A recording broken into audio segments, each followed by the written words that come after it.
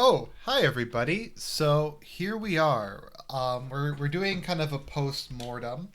So this isn't going to be a I don't know. I haven't actually watched this yet, but when I saw it and it's like the 20-year plan, I'm like literally this is like a 4D chess 20-year long plan to cure the common cold.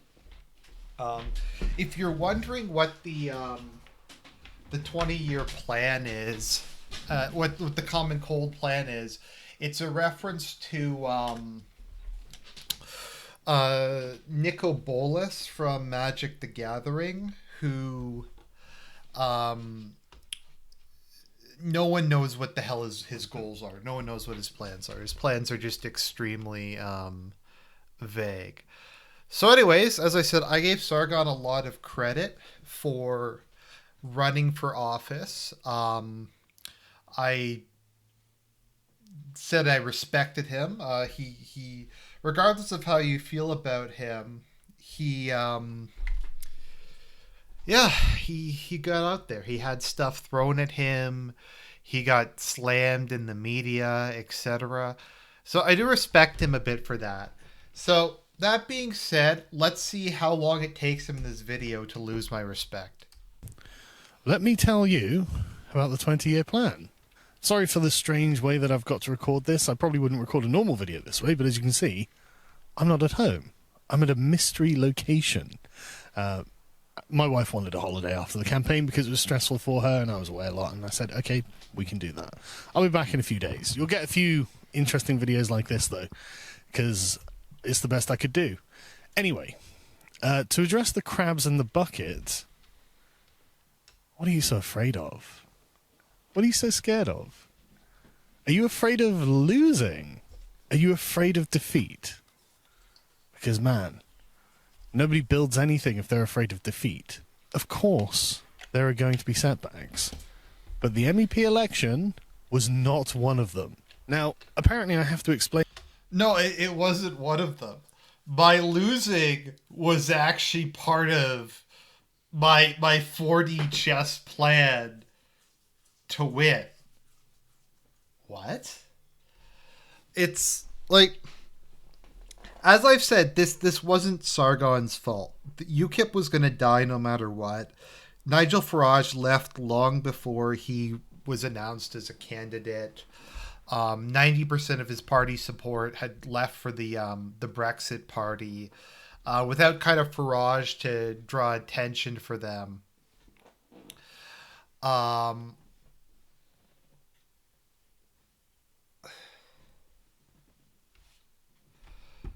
no, they wouldn't have kept any seats at him. They were like at 2% in the polls before Sargon announced he was winning.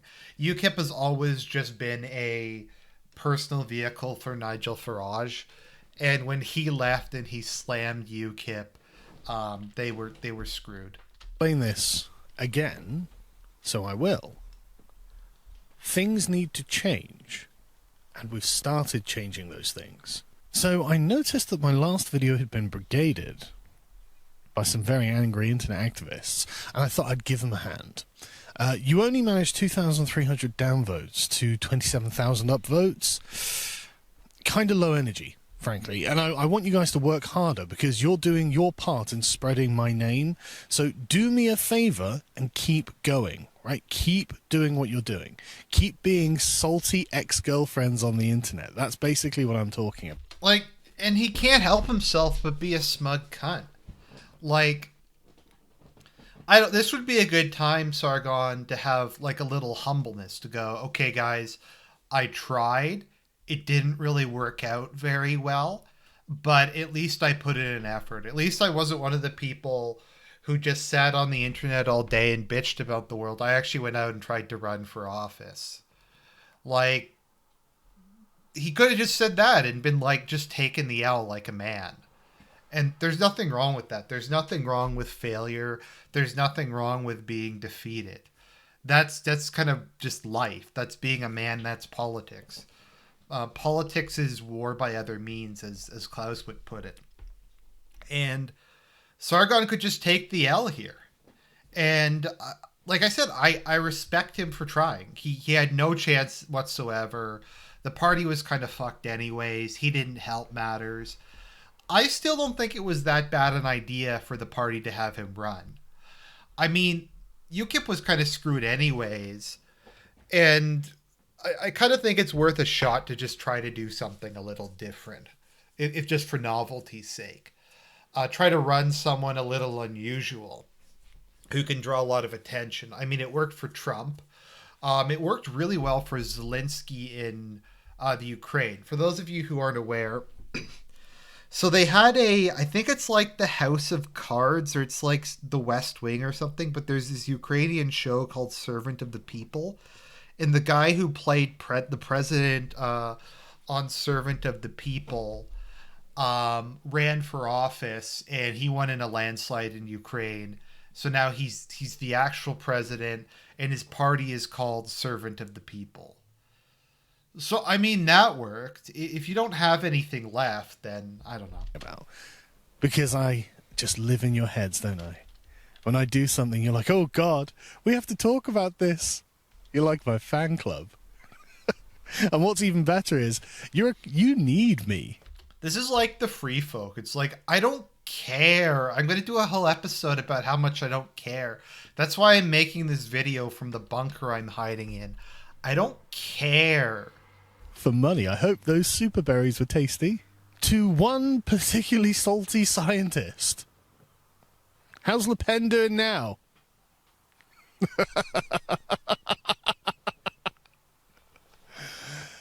I'm always ahead of the curve, Phil. I'm always ahead of the curve. What? Just you wait.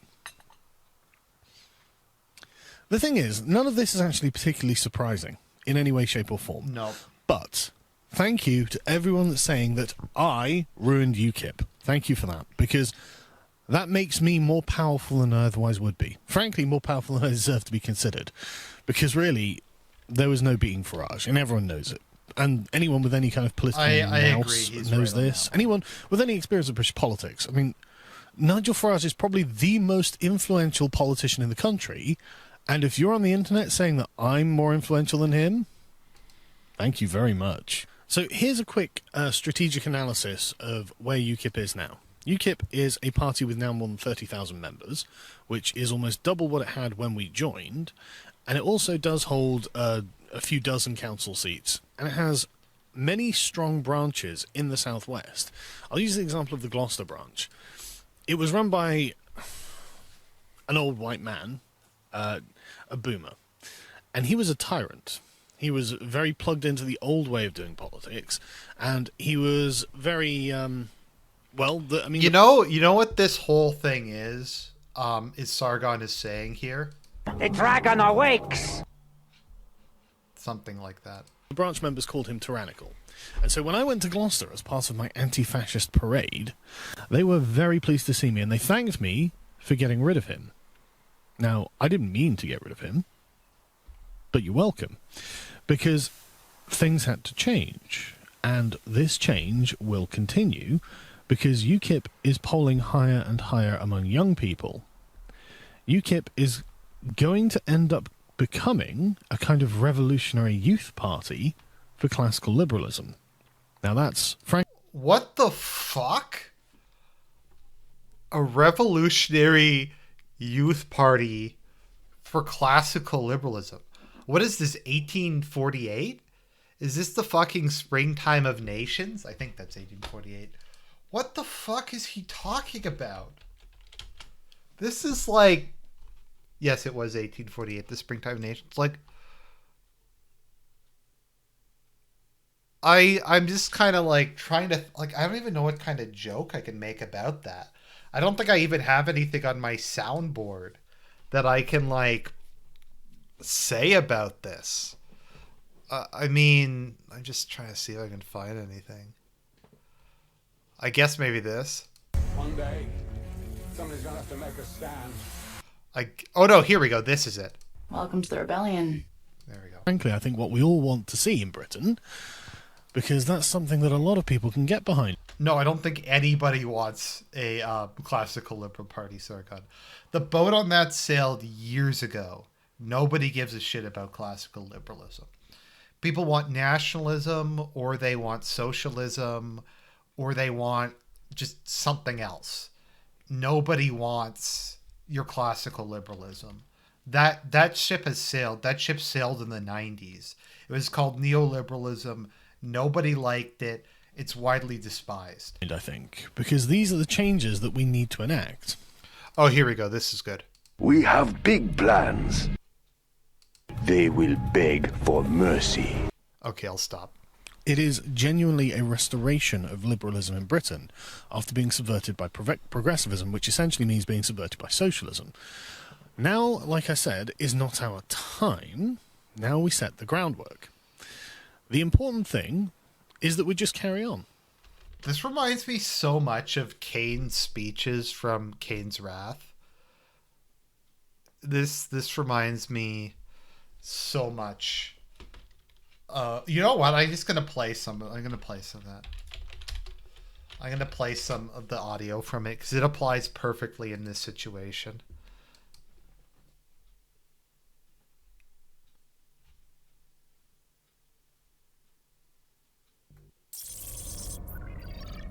Okay, here we go.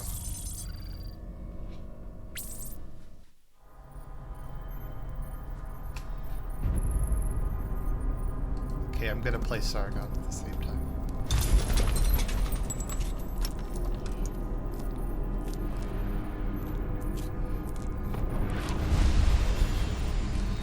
That's the EU election results coming in.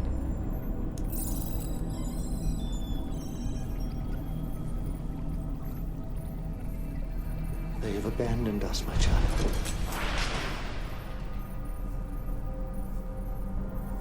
Brotherhood of Nod has been broken. You are the only one who has not forsaken me. At this very moment, McNeil and his GDI, what they are calling the Second Tiberium. Our technology has failed us. UKIP is And better. that I am no longer among the living. They are gravely mistaken. You and I are all that remain, but all that is necessary. For together we will raise a great army.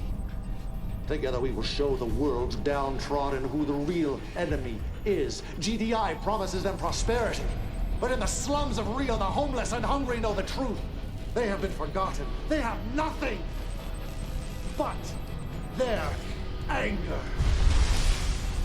We will take that spark and start a fire which will become a great conflagration.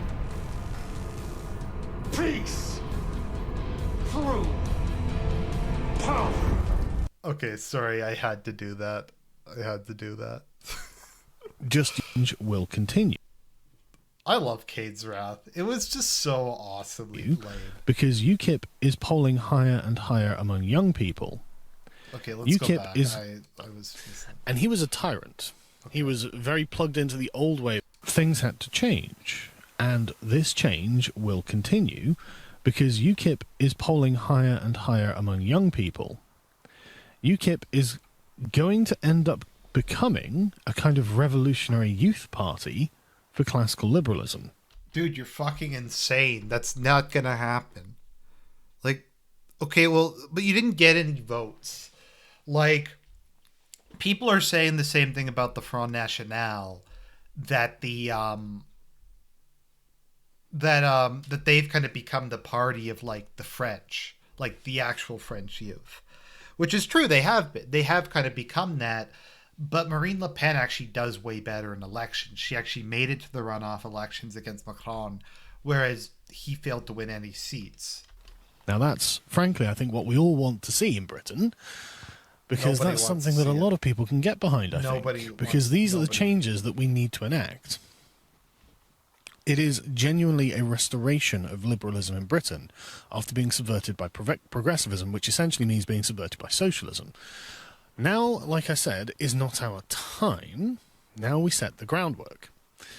The important thing is that we just carry on. People who are like, oh, you've destroyed UKIP in the polls. Did you see the polls for UKIP before we joined? We're actually up. No. We're actually up in an election that doesn't matter in No, that's not what happens, Sargon. the slightest. The MEP elections was a rerun of Brexit. And it's a good thing for everyone, frankly, that the Brexit Party swept it. A very good thing. If they didn't, then, honestly, there may well have been a second referendum, frankly.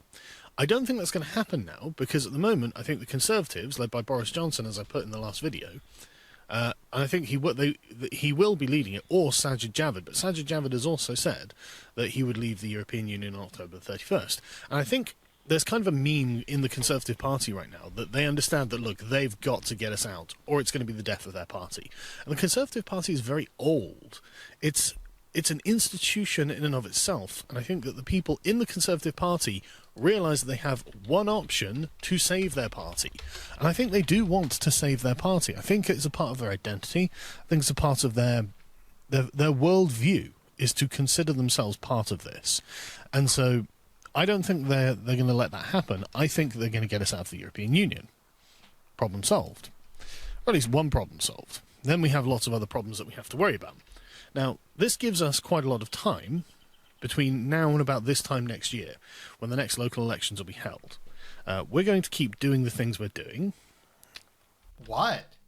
What are you... Nothing you've done has been successful. And we're going to do it because it works.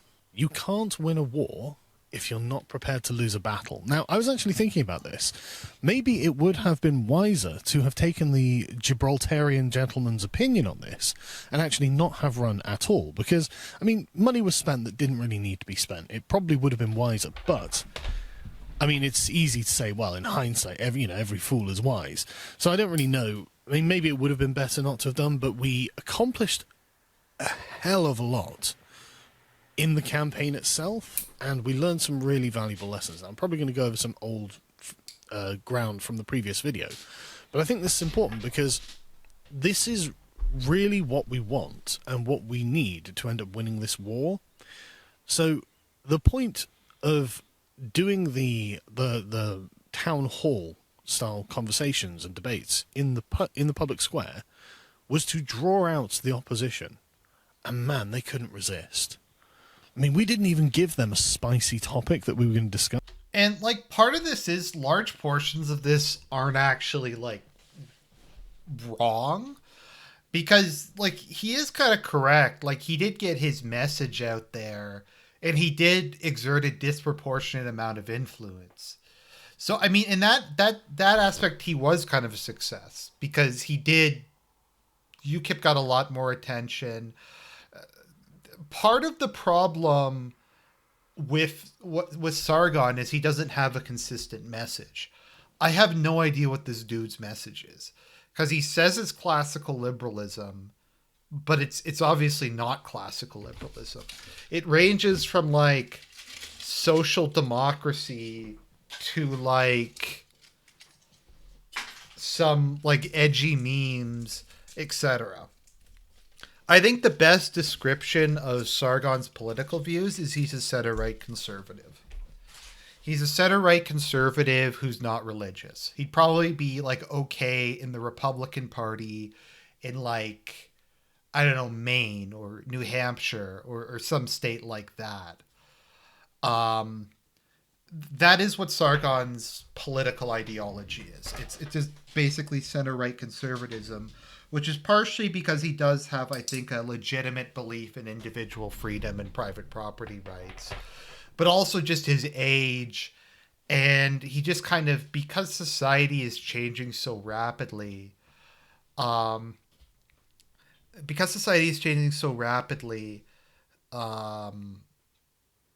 fact that he's like in his mid 30s means that things were Puritan by comparison when he was young. So he's this kind of conservative by nature of being a being from a previous generation and kind of having those values and those standards. Yes, we just said, hey, we're coming. And man, in Totnes was amazing. They came out in droves. There was literally like 100, 200 rabid Romani. Okay, avant-garde student says you're way too charitable. Well, I think somebody has to be. And people say like that about DSP or any of these people that I talk about. Now, part of it is, am I trying to be contrarian and am I trying to entertain you? Yes, that is part of it. I mean, I could sit here and just go, Sargon's a smug piece of shit. Fuck him. Fuck his political career. I don't think that's like a particularly interesting thing to say. So I admit I do try to give people the benefit of the doubt, if just for the sake of argument. Because I think it's more interesting to try to take it seriously than to just kind of dismiss him and make fun of him. Because there's a billion people who do that. It's what I try to do with like DSP, is I try to give him a bit of the benefit of the doubt. Now, do I believe the stuff I say? Not always. I don't. A lot of it's just kind of speculation. It's a thought experiment. Lefty types who didn't know shit. Oh, I just wanted to give a shout out. Chris Tauschek says, "Hey Argent, love you, man. You're seriously underrated. The amount of depth you go into in your reviews of games and movies is incredible." Thank you very much. I really appreciate that, man. No, honestly, that made my day. Thanks. If you want, you can feel free to join the Discord if you want to interact, have some viewer interaction with me and the rest of the team. Discord's a lot of fun. We have a lot of really good guys there. I'll just post a link in the chat if anyone wants to come in. What was I thinking of again? Right, so let's continue. And got really, really, really angry that we knew more than they did. We had our arguments, they didn't have theirs. And we held the field afterwards. And that's the important thing. They never drove us off. They never drove us off. They couldn't. Okay, Sargon's biggest problem, I've said this numerous times, is he makes everything about him. Like, it has to be about his ego. Even when there's no need for it to be about his ego. Even if he, like, does score some punches. Like, he does get ahead. He does make the other person look bad. He does win the debate. Like, to be perfectly honest, and I know I'm going to take shit for this, I think he beat Richard Spencer. I think he won that debate because he asked Richard Spencer a very simple question of who's considered white. Which, I mean, if you're a white nationalist, that's kind of something you have to have an answer to. Like, you want your ethno-state, who's going to be in the ethno-state? And I think that's a very... I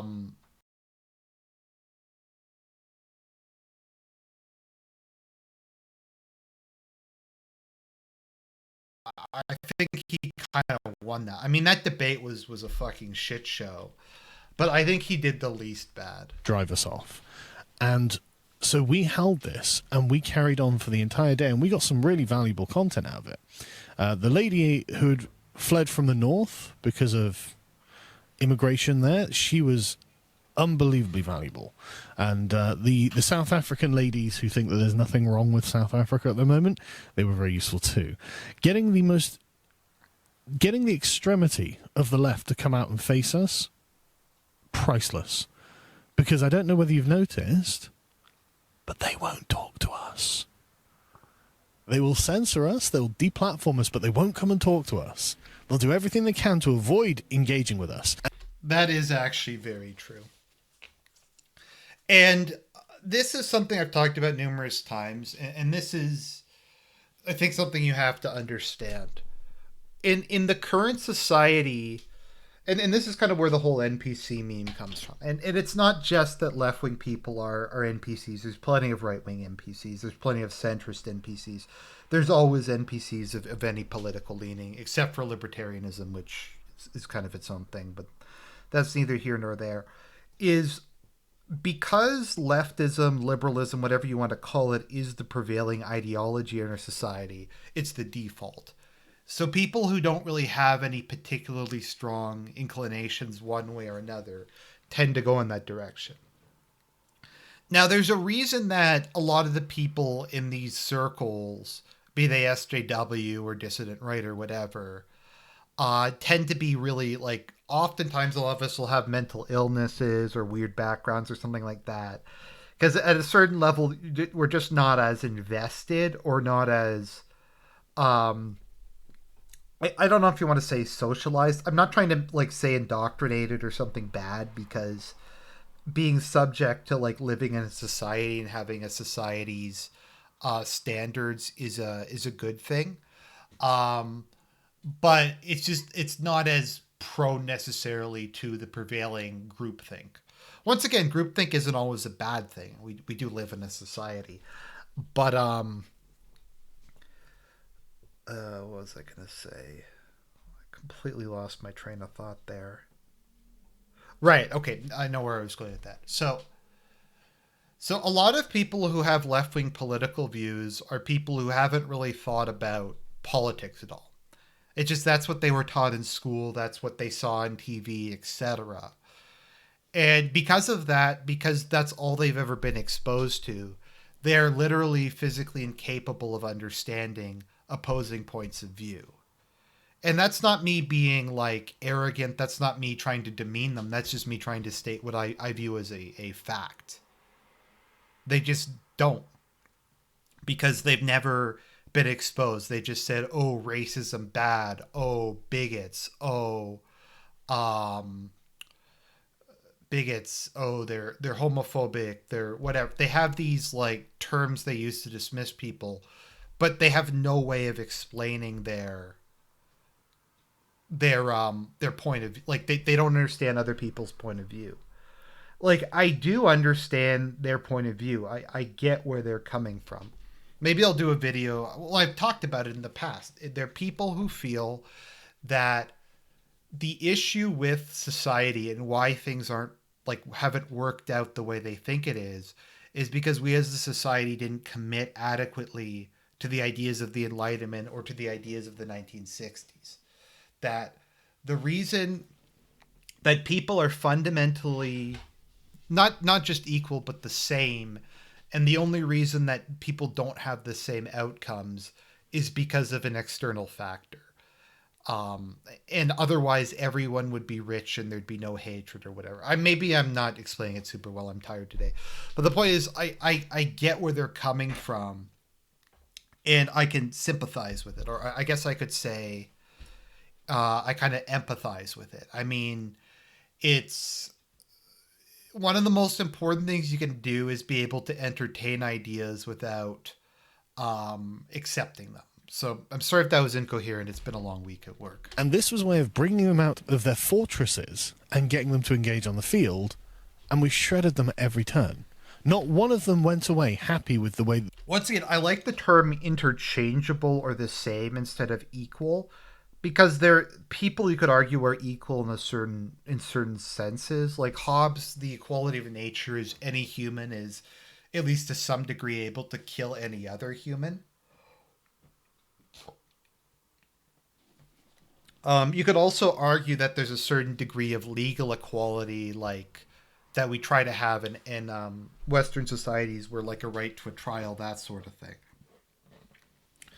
So like equality before the law isn't like obviously the case. There's all kinds of factors that go into it. But the idea of it being something to strive for, that when you're having a trial, you give people, you presume innocence until proven guilty, that kind of thing. You could argue there's a legal equality from that, that you have the right to own property so long as it's lawfully obtained. Those kind of things you could say there's a certain equality there, but that's very different from people being completely interchangeable and the same. Hopefully I'm making sense. The conversation between me and them had gone, and that's what we need to know. Essentially, we need to make sure that they can commit, and this was a way of doing it. Now, I hadn't even specified topics that we were going to discuss. Imagine if I did.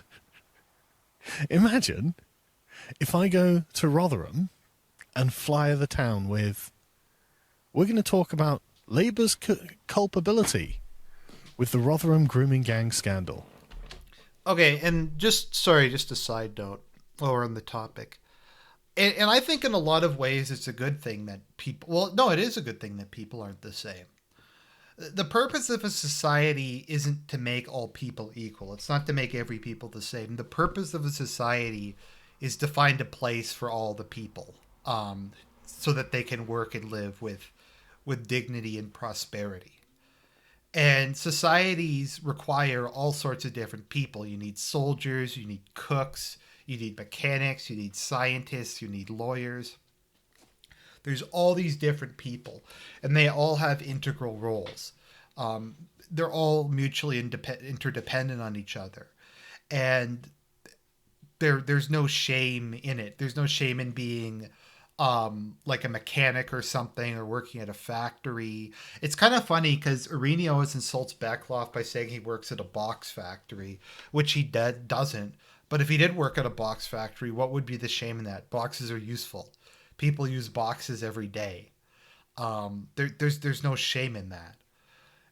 He gives what he can contribute to society, and then other people contribute what they can contribute. And it's our different talents and our different personalities and our different capacities that make us that make things work, and that make the world interesting. Like, there's a lot of high IQ people who are complete pieces of shit. You see a lot of them in these circles where they're just so smart and smug, and they have this very like inflated, self-inflated worldview of themselves. But they're shitty people. And then I know lots of people who are, I guess you'd say, lower IQ, but they're some of the most honorable, hardworking, dedicated, salt of the earth people. And we both have places. You have a place for and to a certain extent, it's good to have some people who maybe are not as bright or not as ambitious, and they're happy with kind of a more, what we would consider menial job. But a lot of those people do wind up becoming more successful because maybe they have a much more stable family. They get married, they have kids. They don't have, I guess, necessarily the same existential crisis. And these are all good things. They're not things to be feared. They're things you have to just deal with and come up with an equitable way of dealing with it. Not this whole leveling, make everybody the same. You can already hear the screeching, can't you? You can already hear the screeching. How about if I get a Sheffield where Mayor Magic Majid wears his t-shirt, Immigrants Make Britain Great, and fly around there for a town hall meeting of when are they going to make their own countries great? They're not going to be able to resist us. In fact, they're going to go psychotic. It's going to be national news, and they're going to look terrible. And all we have to do is just smile and wear the milkshakes with pride. I think that is a point that should be made more often, because I think there's a very, I don't know if you want to call it liberal, but a very, or subversive, or kind of a concern trolling way to criticize immigration. And I've talked about this in the past. I did a video a long time ago, maybe I'll remake it, mass immigration viewed from a third world perspective. And a lot of the people, particularly if you're in a country like Canada, who come from the third world are skilled workers. There may be doctors, they're mechanics, they're engineers, they're scientists. They're all these kind of things. And the argument that liberals have is it's a good thing. It's a good thing because we're bringing them here and we're making our society better. But these represent like the best and brightest of their home countries. And in a lot of cases, the reason that they have this is because they're so well educated, is because their society has spent resources it can't afford in educating them. Like, India is in a much worse position to provide a medical education to someone than America is. It's just a much poorer country, doesn't have the same resources. So I don't really get how it's just for us to do this, to go and go to these countries and take the best and brightest people from them and integrate them into our society, oftentimes where they are at the bottom rung, where a lot of these people should be the leaders. They should be the ones who are building businesses, who are running stuff, who take places in government. You often will take if it's to be believed that they're sending their best, you're robbing the third world of people they desperately need and that we can make up in our own way. People naturally graduate towards the area for higher wages. Yeah, I whether or not this is inevitable isn't really my point.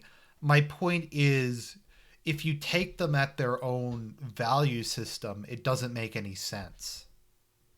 Like, I guess their alternative would be, okay, we just take their underclass in. So, I don't know. And honestly, every milkshake taken is a point of pride, by the way. You have to understand.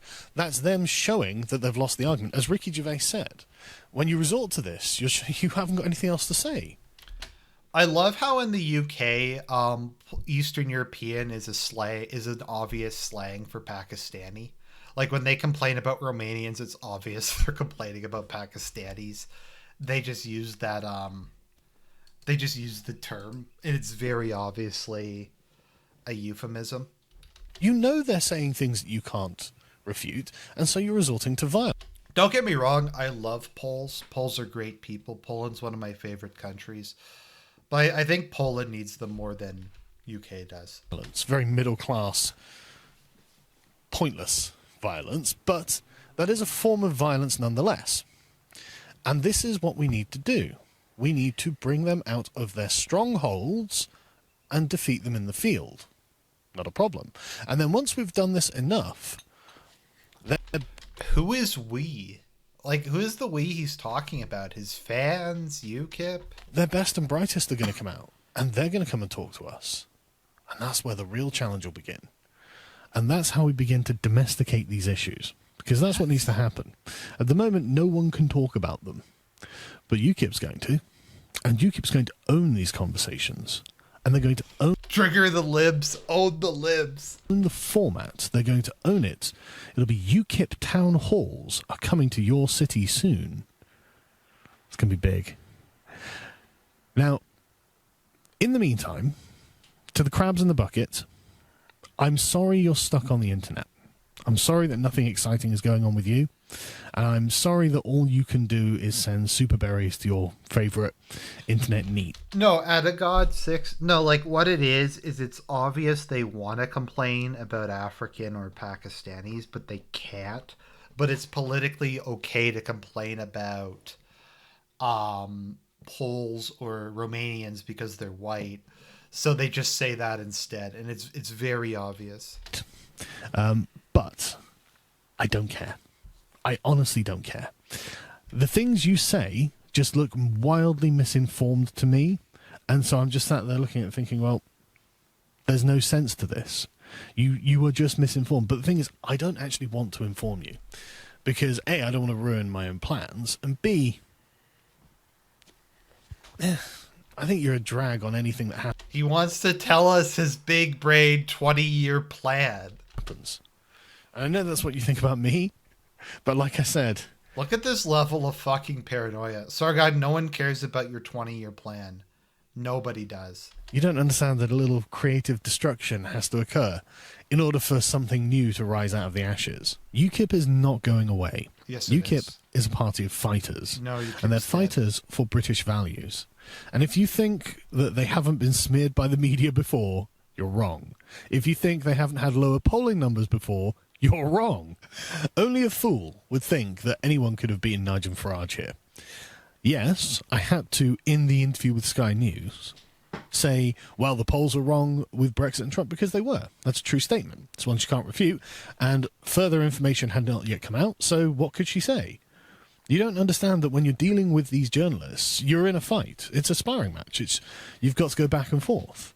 And as long as you're saying true things, then you're saying true things. And that was a true thing. That's why I won. We are, of course, going to carry on. We're going to keep getting in their face. I would say that the perfect time to join UKIP is now. This is the perfect time, because everything is in chaos all over the country, And it is here too. UKIP has always been ahead of the curve, and we still are. What's frustrating is I don't really know how much I can say without spoiling what's going on, but none of this is against the plan. What the fuck? What's not against the plan? Getting your ass kicked isn't against the plan? Like, what the fuck is he even talking about? Like, what the fuck is this? This is all advantageous to the liberal activists who are seeking to change things for the better. And I know that the sort of foreigners who are watching this won't understand that. I know they won't. But I also know that the YI guys, the other chaps in my Discord, the people who are supporting us on social media, I know you get it because I read your comments. I know you understand what's going on. We are actually moving forward in the direction that we want to move in. This is entirely good. We are going to make UKIP a really relevant force in British politics in the next few years. Just watch. There are too many deep and unresolved social issues that the establishment simply cannot touch. It's such fertile ground for us that we have to plough it. We have to sow our seed. Whoa, and we have to whoa. Sargon, I don't want to think about you in the same sentence, man. Like, just no.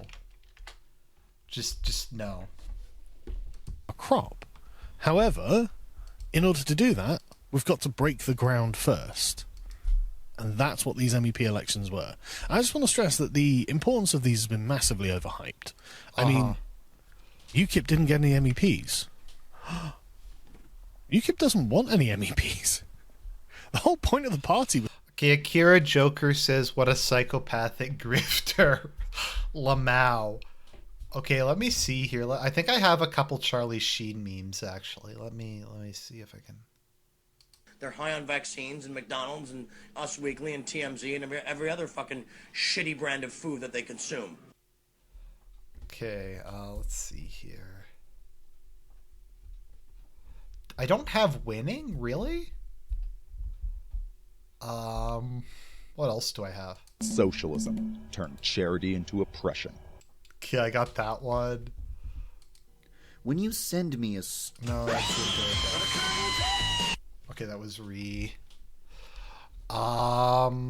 sorry, okay, here we go. So here we are at the end of history. Okay, was to leave the European Union. Why would we want MEPs? I'll be back in a week, although I will still upload content. It'll probably be like this. I'll probably do a couple of videos for my Thinkery channel, just because there's been some interesting stuff I'd like to cover, and I actually have a Wi-Fi signal here, and there's a cat as well. I will be back. Things will be interesting, and we're going to keep going. We're going to keep drawing them out. We're going to get them in the field, and we are going to crush them. And we have all the tools we need to do it. We have all the resources required. We have the backing of people who we need. The backing of people who you need. Okay, to that I say... Format is shit. Their format is cat shit. Their format is cat shit stuck to the bottom of my sprinting shoe. Of my world record breaking sprinting perfect platinum Nike. We have the fan club online, who will be angry when we win. And we'll get to hear the left howl. Absolutely howl. And expose themselves for the tyrants that they are. As I said, I will prove it. But another video about that a little bit later.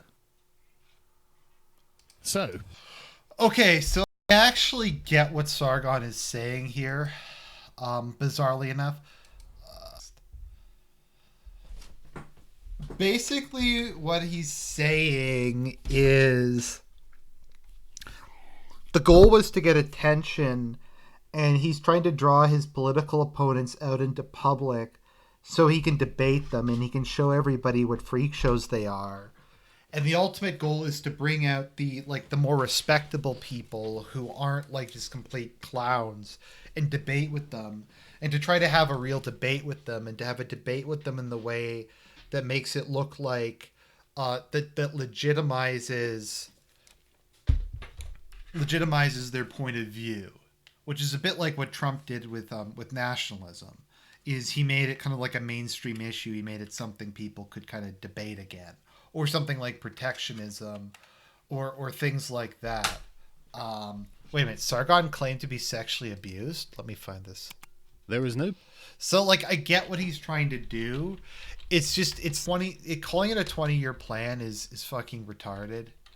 I appreciate it's a sensitive question. But a really this is the thing, you assumed that I question. hadn't. You assumed that I had no understanding I of this had issue. no idea. I don't think you'd ask a woman if she'd been raped. I have, Right. several times. Really, in this context.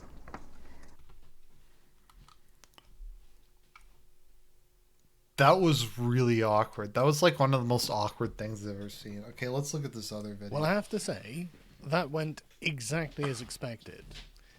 I know that a lot of people, for some reason, thought that UKIP were going to do all right in this election, and I have to say, I'm sure that I made it clear that we weren't going to. There was no beating Nigel Farage at this point, and there was no point even trying to beat him. He is Mr. Brexit. In this country, he is the face of Brexit.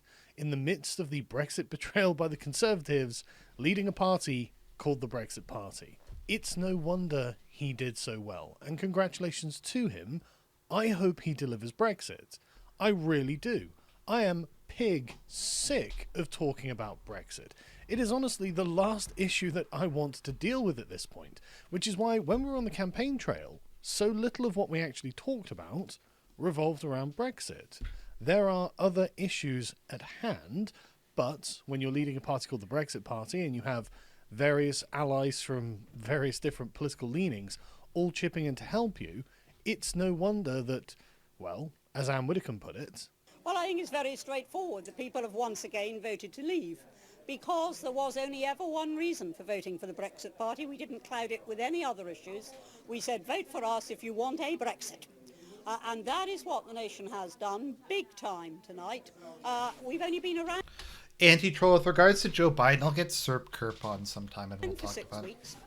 And so I think what this does is send a very clear message to Westminster, again, that if they don't sort out leave, then, at the next general election, both the big parties are going to face carnage.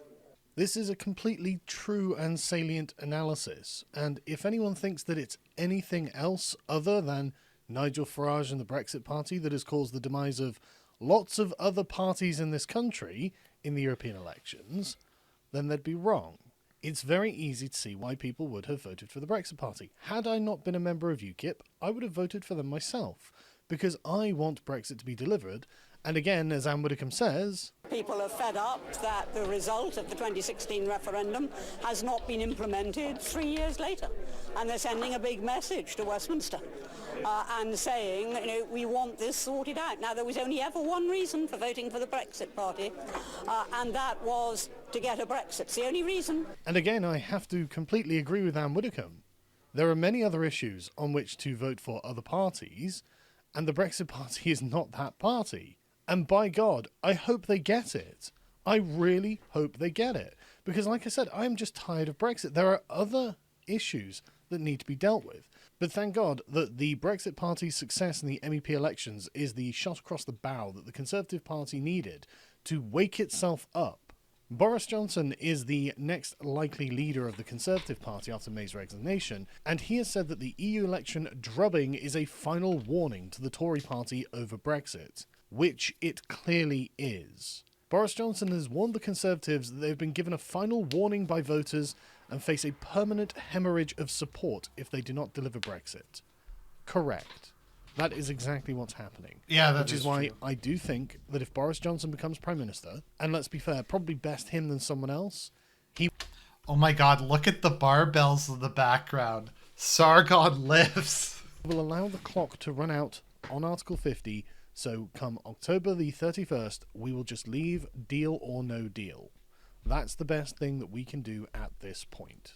Other Conservatives are saying the same thing, and one of the few Conservatives that I actually respect, Daniel Hannan, has said very much the same thing, and I'm actually really glad he got to keep his seat. And I'm sure it was on the strength of who he is that he managed to do so. He described it as, without question, our worst result as a party ever. and suggested that Conservative fortunes would be turned around and the threat from Mr Farage's Brexit party neutralised if the UK did leave the EU.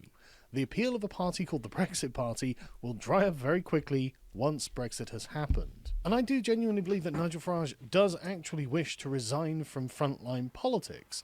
I think that he has been consistent on this point, and his resignation as the leader of UKIP after the Brexit referendum was evidence of this. But the thing is, Britain is in a time of unprecedented change.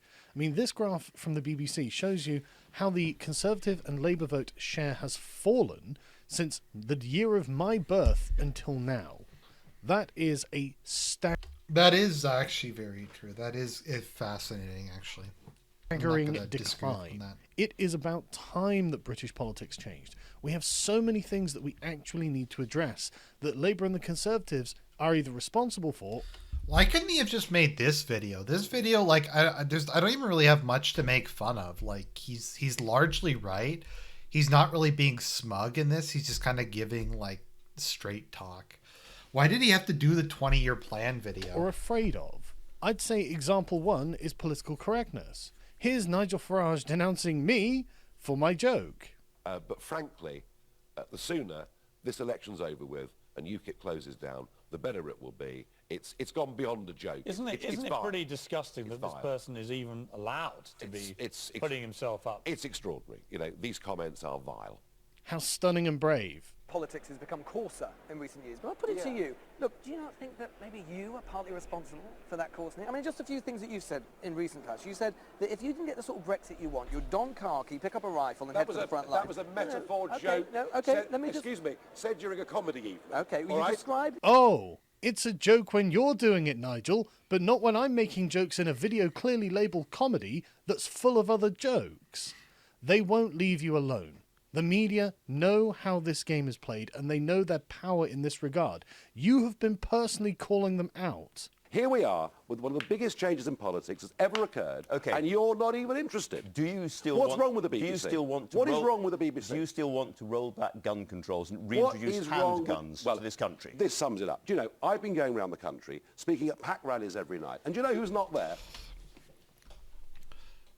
Okay, so honestly, I don't really have anything else to say. This isn't really that interesting a video.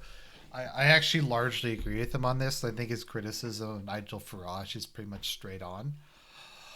So that being said, I don't really have much else to add. And yeah, God bless everyone. This is Arjun. We must descend.